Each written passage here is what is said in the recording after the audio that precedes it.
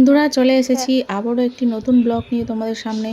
তো আমার ছেলের পুজো ছিল, তো ওর 6 মাস পূর্ণ হলো, তাই পুজো দেওয়া হয়েছে। তো এটা আমার মা।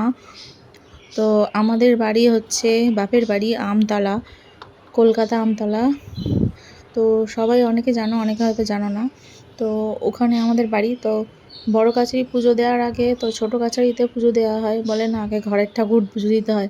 তো আমাদের বাড়ির কাছেই তো এই মন্দিরটা ছিল, তাই মা আগে ছোট কাছারিতে পুজো দিয়ে নিয়েছে। তো এই পুজো দিতে গিয়েছিল, এইভাবে পুজো দিয়েছে দেখো। আমি পিয়ালি, আমার এই নতুন ব্লগে তোমাদের সবাইকে স্বাগত। তো ছোট কাছারি তো পুজো দেওয়া হয়ে গেল, তো আমরা সবাই বেরিয়ে পড়েছি। তো এগুলো আমার সবই শ্বশুরবাড়ির লোক। বড় কাছারির উদ্দেশ্যে আমরা বেরিয়ে পড়েছি। শ্বশুরবাড়ি, বাপের বাড়ি, বন্ধু বান্ধব অনেকেই গিয়েছিল পুজো দিতে। তো সবাইকে তো বলা সম্ভব না, তো তোমরা একটু দেখে নাও। এটা হচ্ছে আমার বড় মামি। আমার ছেলে হচ্ছে ন্যাড়া করায়নি, কারণ ওদের বাড়ির নিয়ম পুজোর ভাত খাওয়াতে ন্যাড়া করায় না, চুল থাকা অবস্থায় ভাত খাওয়াতে হয়। তাই হচ্ছে ওর ওই ঘাড়ের কাছেই চুল নিয়ে ঠাকুরকে পুজো দেওয়া হয়েছে, ন্যাড়া করানো হয়নি। এরকমভাবেই ঠাকুরকে পুজো দেওয়া হয়েছে।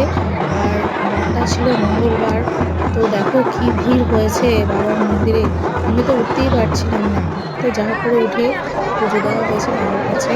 তো দেখো পুজো দেওয়ার পরে ও খুব খাওয়াচ্ছিল, ঘুমিয়ে পড়েছে। তো সবাই খাওয়া দাওয়া করছে।